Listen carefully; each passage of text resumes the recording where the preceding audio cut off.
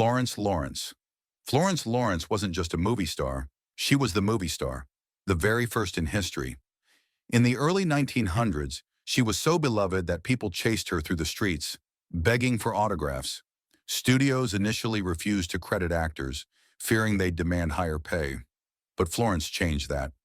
She was the first actress to be publicly named, launching the concept of the celebrity. But fame is fickle, and the applause didn't last. After a string of bad business deals and her mother's death, Florence's career fell apart. Talkies arrived, and she was tossed aside as too old, too silent, too yesterday. Once hailed as the Biograph girl, she now worked in department stores and small makeup counters. Unrecognized. Her finances crumbled. Her legacy was ignored. In 1938, at the age of 52, she ingested ant paste and died in her modest Los Angeles apartment.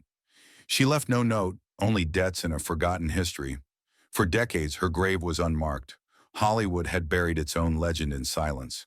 The woman who created the movie star died without one fan by her side. No final interview, no tribute reel. Florence Lawrence gave us stardom, yet received none in return. A chilling reminder, the first to shine brightest is often the first to be extinguished. John Garfield. John Garfield was electric. With his piercing stare and gravel voice, he brought raw emotion to every role. From Body and Soul to The Postman Always Rings Twice. He was working class, New York tough, and unafraid to play flawed, gritty anti-heroes long before Brando or Pacino. But behind that intensity was a man in turmoil. During the McCarthy era, Garfield was accused of communist sympathies. Though he denied involvement and refused to name names, the damage was done. He was blacklisted, his career dismantled by fear and politics. Garfield fled Hollywood, returning to the New York stage. But it wasn't the same. Roles were scarce. Friends vanished. Once a top-billed star, he was now seen as a liability. His health deteriorated. The fire that made him famous had nowhere to burn. In 1952, at just 39, Garfield suffered a fatal heart attack in a shabby Manhattan apartment. Alone. No studio support, no final spotlight, just silence. His funeral was modest, his legacy nearly erased. He could have been one of the greatest, his talent undeniable, but his courage to stand against the Hollywood witch hunt cost him everything. John Garfield didn't just die alone. He died betrayed by an industry that once celebrated him as its future. Dorothy Dandridge. She was elegance, poise, and power, all wrapped in beauty. Dorothy Dandridge wasn't just a star, she was a symbol of progress. The first black woman ever nominated for a Best Actress Oscar, she dazzled in Carmen Jones and broke through barriers many believed unbreakable. But behind the glamour was a fragile woman fighting a brutal industry and a cruel society. Hollywood applauded her, but never embraced her. She was offered roles as maids or seductresses, nothing in between. Opportunities dwindled, money vanished, and personal tragedy struck hard. Her daughter, born with severe brain damage, required full-time care. Her marriages collapsed. She struggled with depression and mounting debt. By the mid-1960s, she was performing in lounges, far from the spotlight she once owned. Then in 1965, Dorothy was found dead in her Hollywood apartment, an apparent overdose. She was 42. No one was with her. The neighbors hadn't heard from her in days. The Academy barely acknowledged her death. The studios said nothing. The press moved on, her groundbreaking work forgotten almost overnight. Dorothy died not just alone, but neglected by the very world she helped reshape. Her name should be in gold, yet for years it barely flickered. A legend abandoned too soon. Madge Bellamy. In the 1920s, Madge Bellamy's face could sell anything. She was the spirited, flirty starlet of silent films like Lorna Doone and White Zombie, drawing crowds with a single glance. But Madge wasn't just an actress. She was defiant. She clashed with directors, refused roles she felt were beneath her, and walked off sets on principle. That spirit made her unforgettable on screen, but impossible to manage off it. Studios labeled her difficult. Roles dried up. By the 1930s, her stardom had crumbled. Then came the final nail.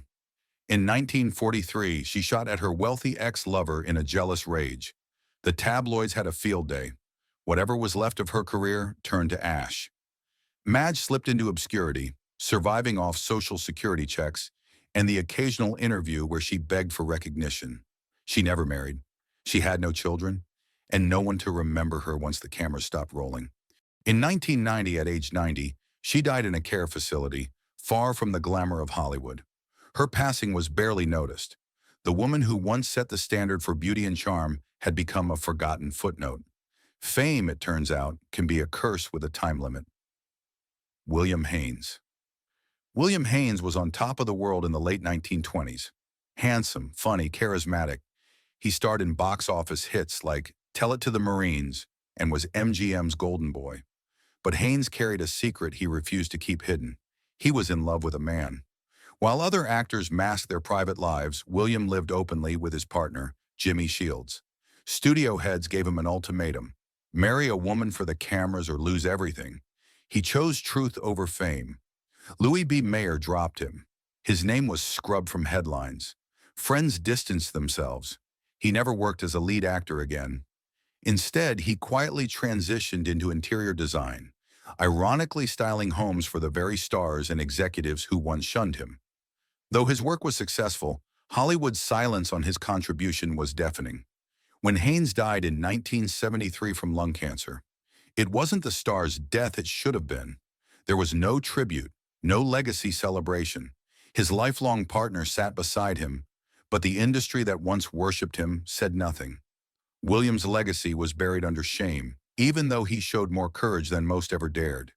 He didn't just die forgotten, he was erased on purpose. Conrad Vite. Before he ever graced Hollywood's screens, Conrad Vite was already a legend in German cinema. With his haunting portrayal in The Cabinet of Dr. Caligari, he became a symbol of German expressionism and one of the most chilling faces in early horror. But Vite wasn't just an actor. He was a man of deep conscience. When Hitler rose to power, Vite, who had married a Jewish woman and refused to disavow her, fled Germany at great personal risk. His career in Europe collapsed overnight.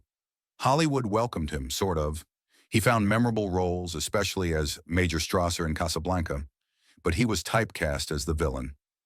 Offers slowed. His commitment to justice was admirable, but it didn't pay the bills.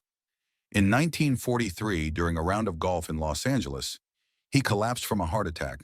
No fanfare, no tributes, just a quiet funeral for a man who had once helped shape the very idea of the tragic anti-hero.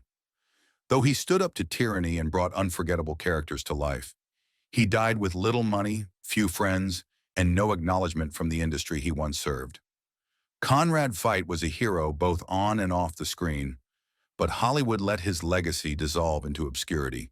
George Sanders. With his velvety British accent and cold charm, George Sanders defined the cynical gentleman. He stole scenes in All About Eve and voiced Shere Khan in The Jungle Book.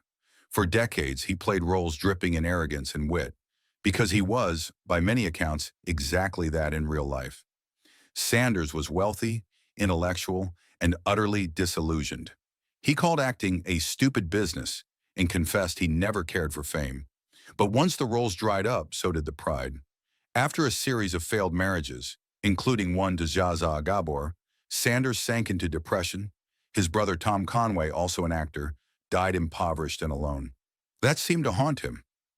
By the 1970s, Sanders lived in a hotel in Spain, surrounded not by friends but by memories.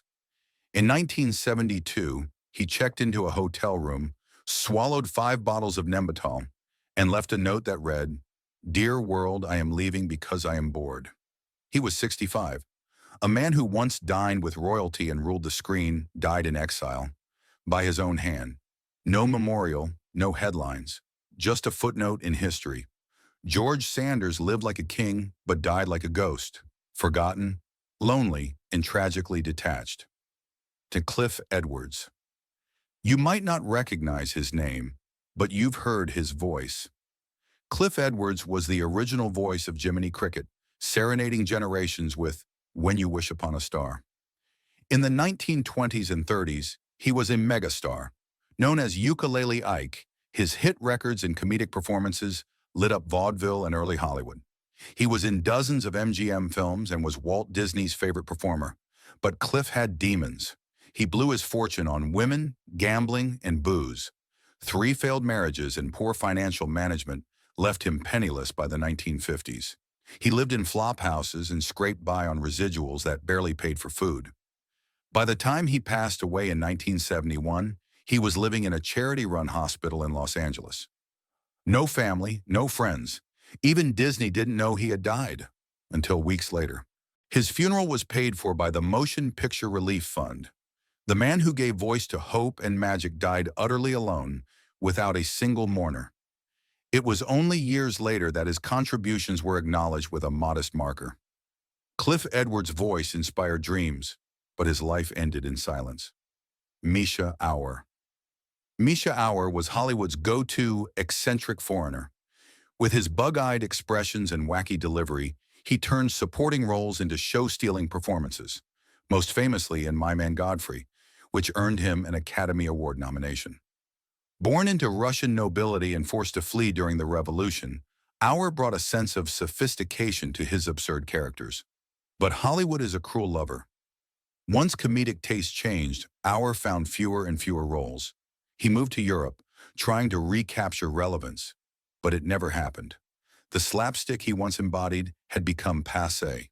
He gave interviews begging for work, reminding people he once graced the stage with Carole Lombard and William Powell. Nobody listened. When Hour died in 1967 in Rome, it barely made the news. He had no family left, no close friends in the industry, and no obituary in major Hollywood publications. An Oscar nominee, a scene stealer, a man who made millions laugh, forgotten completely. His story is the definition of bittersweet. The bigger the laugh, the lonelier the silence after it fades. Misha Hour brought joy to millions but died without even a curtain call. Peggy Cumins. She had one of the fiercest gazes ever captured on black and white film. Peggy Cumins, the Welsh actress behind the legendary performance in Gun Crazy, was a star in the making. That film, now hailed as a film noir masterpiece, was ahead of its time, with Peggy's Bonnie Parker-style killer captivating audiences. But the timing was all wrong. She arrived in Hollywood just as the studio system was crumbling. After Gun Crazy, she was offered roles that either typecast her or diminished her talent. She turned many down, choosing quality over quantity. But in Hollywood, that's a death sentence. Her career fizzled. She returned to England, out of sight, out of mind. She lived a quiet life far from the industry that once courted her. When she passed away in 2017 at age 92, it went unnoticed by nearly all major media outlets. There were no retrospectives, no tributes, just a few film buffs whispering her name online. Peggy Cumins was a storm of talent who never got her second act. She didn't die in squalor or scandal, but she died in invisibility, and that's its own tragedy. Anne Sheridan. In the 1940s, Anne Sheridan was the woman every man desired and every woman admired. Nicknamed the Oomph Girl by Warner Brothers, she became a poster icon for American soldiers during World War II. Her sultry eyes and quick wit made her a star in hits like Angels with Dirty Faces and They Drive by Night. But fame for Anne was a double-edged sword. She hated the oomph label and fought to be taken seriously as an actress. By the 1950s, Hollywood had moved on. Younger faces replaced hers and offers dried up. She took roles in television, but they were far beneath her talent. Her personal life mirrored her professional decline. 2 failed marriages and a string of rumored affairs that soured her standing with the press. She withdrew from public life. In 1967, at only 51, Anne died from esophageal cancer. Her death wasn't front-page news. Studios didn't rush to honor her. There were no montages, no legacy reels, no industry-wide tribute. One of the brightest lights of wartime cinema faded quietly, in a modest home with no family by her side. Anne Sheridan was once Hollywood's answer to Veronica Lake and Bette Davis. But by the end, she was just another name the world had forgotten. Tab Hunter. He had the face of an angel and the body of a matinee idol. Tab Hunter was the teen heartthrob of the 1950s, gracing the covers of every fan magazine and starring in box office hits like Damn Yankees and Battle Cry. But Tab carried a devastating secret. He was gay in an era when that was a career killer. Warner Brothers worked overtime to craft a heterosexual image, pairing him with Natalie Wood and manufacturing gossip to mask his truth. The pressure to hide who he was ate him alive. Behind the scenes, he endured blackmail, tabloid threats, and industry coldness. By the 1960s, his fame waned and roles disappeared.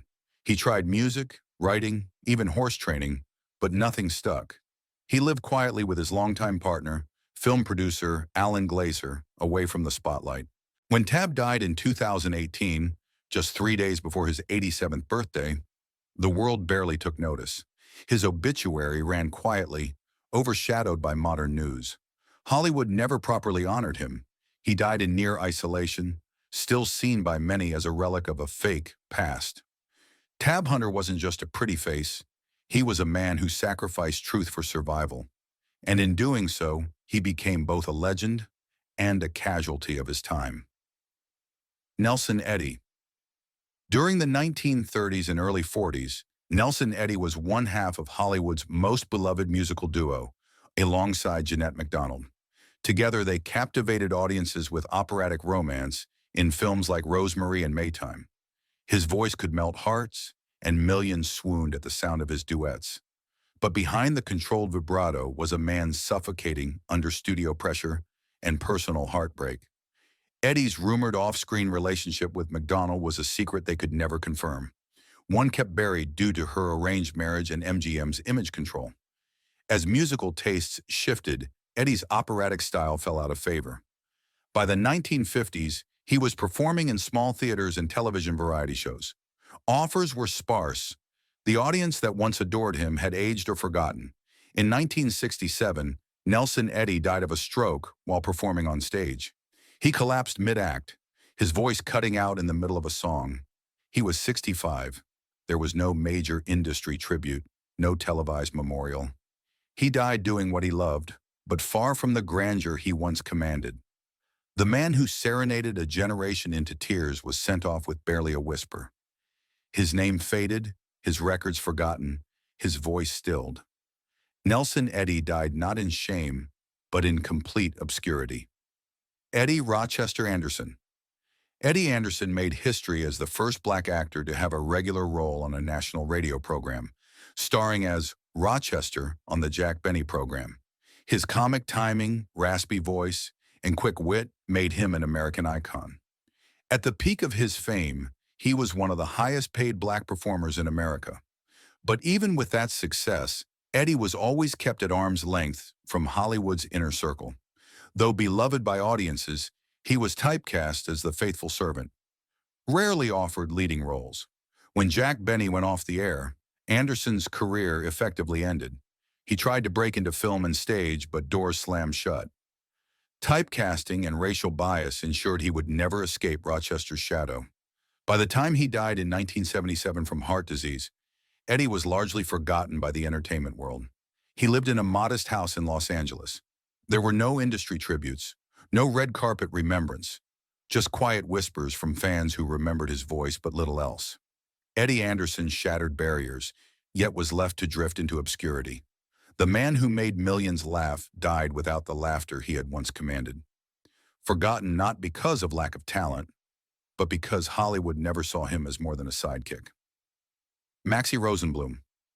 Maxi Rosenblum was a champion in more ways than one. A former light heavyweight boxing world champion, he transitioned into acting in the 1930s, becoming one of Hollywood's most beloved tough guy character actors. With a distinct, slurred speech caused by his years in the ring, Maxi often played the lovable goon or comic henchman in over 100 films. He made people laugh, even as his body slowly broke down. Years of boxing left him with neurological damage. His gait slowed, his speech slurred further. Offers stopped coming. The industry that once celebrated his physicality now saw him as a liability. By the 1960s, Maxi was broke, relying on friends and charity to survive. He lived in a one-room apartment above a rundown bar he used to own. His mind slipped. His body followed. When he died in 1976, there were no headlines, no press. The industry didn't even blink. Maxi Rosenblum fought his whole life for titles, for roles, for respect. But in the end, he died like he was never in the ring at all. Just another ghost of the Golden Age. Marie Dressler, America's forgotten sweetheart. She wasn't conventionally beautiful, but Marie Dressler was once the biggest box office star in America. With her warm humor, expressive face, and magnetic personality, she starred in hit films like Min and Bill and Dinner at 8. Audiences adored her, especially during the Great Depression, when her every-woman persona brought comfort to a struggling nation.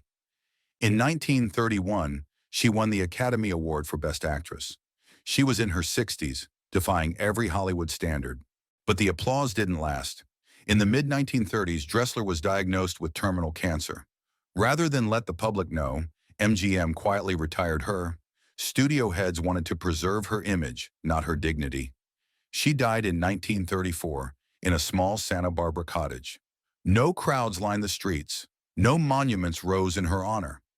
Despite being the most popular actress in America at the time of her death, her legacy faded quickly. The studios moved on. Her films were shelved. Her Oscar became trivia. Dressler was the rare star who made it late in life. But even rarer in that she was discarded just as quickly. The woman who made millions laugh and cry died quietly, without the fanfare she so richly deserved.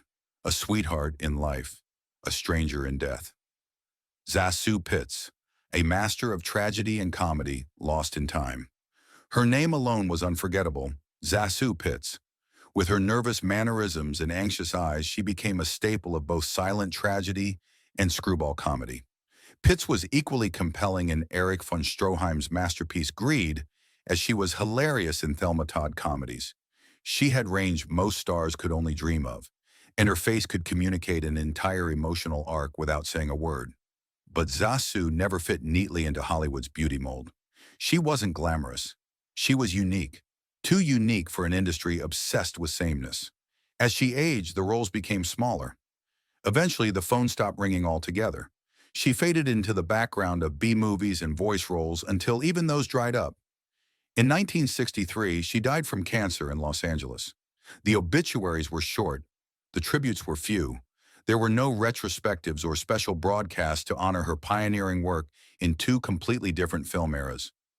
Just quiet, solemn remembrance from a handful of cinephiles. Zasu Pittz gave her entire life to acting, over 200 screen appearances. But she died in a town that forgot her long before her final breath. An icon of both laughter and sorrow, buried under decades of indifference. Claudette Colbear, the Oscar winner who chose to disappear.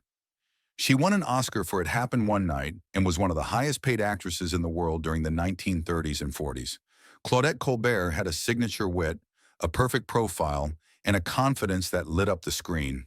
She held her own against Gable and Frederick March and was admired by both critics and audiences. But Colbear was also fiercely private. By the 1950s, she grew tired of the studio game. She disliked the TV transition, hated growing older in an industry obsessed with youth, and eventually retired to Barbados. There she lived in near-total isolation, away from cameras, premieres, and the public eye. She kept her legacy locked in her past. When she passed away in 1996 at age 92, many in the new generation had never heard of her. There was no viral moment, no rediscovery, just a quiet announcement and a private burial in France. Claudette Colbear didn't die penniless or destitute, but she died removed, forgotten by the machine she once fueled. Her disappearance was her choice, but the silence that followed felt like Hollywood's final betrayal. Fame had made her, then fame turned its back. Philip Dorne, the leading man nobody remembered. In the 1940s, Philip Dorne was Hollywood's go-to European heartthrob. A Dutch actor with piercing eyes and a noble demeanor, he starred in films like Random Harvest and The Seventh Cross. Often cast opposite major stars like Greer Garson, he brought an international elegance to American cinema. Women swooned. Directors praised him. It seemed he was on a path to lasting stardom, but a series of health issues derailed his career. Suffering from chronic illness and hearing loss, he returned to Europe by the late 40s. Hollywood didn't follow. As America moved on to new faces and new conflicts, Dorne's films faded into the archives. He tried to revive his career overseas, but it never took. He died in 1975 in a small house in the Netherlands, completely removed from the industry that once adored him. No one in Hollywood even noticed. There were no commemorations, no airings of his old films. The man who once romanced cinema's leading ladies was now a trivia question, if that. Philip Dorne didn't die disgraced or destroyed. He died unacknowledged. A talented performer who gave Hollywood some of its most sensitive wartime characters, erased not by scandal, but by apathy. Nicole Morray, the French starlet who lost her spotlight. Nicole Morray was poised for greatness. After charming audiences in The Day of the Triffids and The Young Lions opposite Marlon Brando, she was hailed as the next European actress to conquer Hollywood. She had grace, talent, and an accent that melted studio executives. But the dream didn't last. Typecast in exotic roles, Morray found herself relegated to side parts while the next generation of blonde bombshells took center stage. Hollywood moved on without her. She returned to France, where she acted in smaller productions, her fame dwindling with each passing year. By the 1970s, she was all but forgotten. Her interviews stopped. The spotlight shifted elsewhere. In 2016, Nicole Morray died at age 90. There was no wave of tributes. Her death was a quiet event, acknowledged only in a few European newspapers. Hollywood, the town she once dazzled, didn't notice. Not even a single commemorative re-release of her films. Nicole's fall wasn't a tragedy of scandal, but of absence. She simply slipped away. No downfall, no disgrace. Just silence. A reminder that in show business, sometimes the worst fate isn't failure. It's vanishing without a trace. Eddie Albert. Eddie Albert is best remembered for Green Acres, where his comedic timing and affable charm made him a beloved TV presence. But before that, Albert had a vibrant film career in the 1940s and 1950s, starring in movies like Roman Holiday, The Heartbreak Kid, and The Longest Day. A decorated World War II veteran, Albert was more than just a performer. He was a patriot, an activist, and a man who defied the Hollywood blacklist by standing up for the environment and civil rights. Yet despite his long resume and genuine character, Eddie Albert slowly faded from public view. After his wife passed away in 2000, he slipped into reclusion. Alzheimer's disease took hold, and the man who once made millions laugh could no longer recognize his own reflection. He died in 2005 at the age of 99, old, forgotten, and outlived by the cultural impact he once carried. His funeral was private. There was no Hollywood tribute, no retrospective, just silence. Eddie Albert had given everything, his talent, his honor, his voice to an industry and country that barely whispered his name at the end. He died not in disgrace, but in erasure. A war hero and actor, forgotten by the world he entertained. Marie Windsor. Tall, striking, and always one step ahead of the men she played against, Marie Windsor was dubbed the Queen of the Bees. She was the femme fatale you couldn't take your eyes off in noir classics like The Narrow Margin and The Killing. She made the most of every line, every glare, and every cigarette flick. But no matter how hard she worked or how much talent she had, A-list recognition always remained just out of reach. She was too tall for most male leads, too smart for the roles she was given, too strong for the era that wanted its women soft. When the roles dried up, she turned to television and small stage appearances. But even those faded. Marie Windsor's face, once a constant presence in cinemas, disappeared from public consciousness. She died in 2000 at the age of 80. There was no tribute on Turner Classic Movies, no film noir marathon in her name, just a short mention in a local paper. Her reign as B-movie royalty meant she never got the credit or send-off she deserved. Marie Windsor didn't die disgraced or destitute. She died erased, an icon who was never crowned properly and who Hollywood conveniently forgot. Wallace Ford. You may not know his name, but you've definitely seen his face. Wallace Ford was the ultimate character actor of the 1930s and 40s. Gruff, street smart, and instantly familiar. He appeared in over 150 films, including Freaks, Harvey, and The Mummy's Hand. Directors loved him, audiences trusted him, but stardom? That was for someone taller, smoother, or more conventionally handsome. Ford lived a life marked by early trauma, an orphan raised in foster homes and subject to years of abuse. Acting saved him, but the spotlight was always shared, never owned. As time passed, his roles became fewer. Hollywood's new generation had no room for its old faithfuls. He died in 1966 in Los Angeles, not far from the studios where he once worked endlessly. There was no funeral buzz, no honorary reel, no legacy preserved, just a quiet passing of a man who helped hold up an industry, then vanished from its memory. Wallace Ford didn't die unknown. He died unacknowledged, the kind of actor who gave others their shine while never asking for any himself. Jimmy Lydon. Jimmy Lydon was once America's wholesome poster child, the boy-next-door type who charmed audiences in Tom Brown's School Days and the Henry Aldrich series. He was dependable, well-liked, and a steady fixture in the transition between silent and sound film. But Hollywood is unforgiving to those who peak too young. As he aged, casting agents lost interest.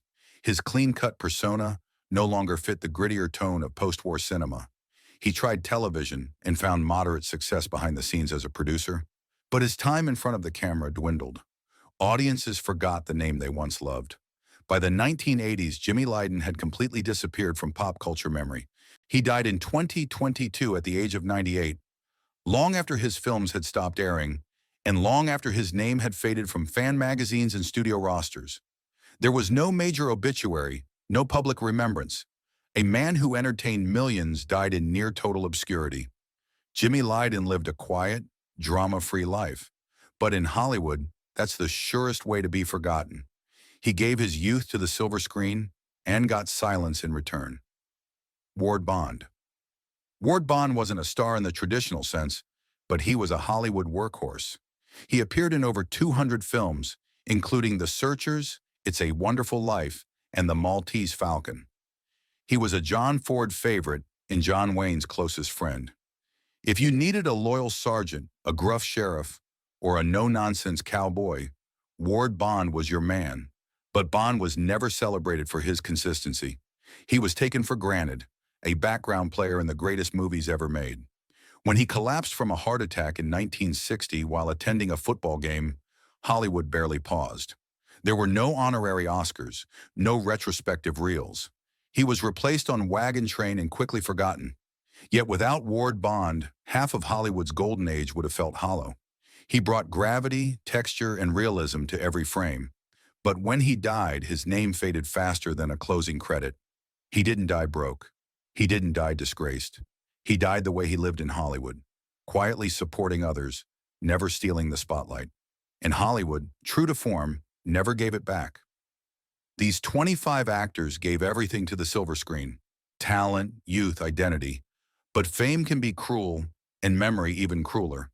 They died alone, forgotten by the machine they helped build.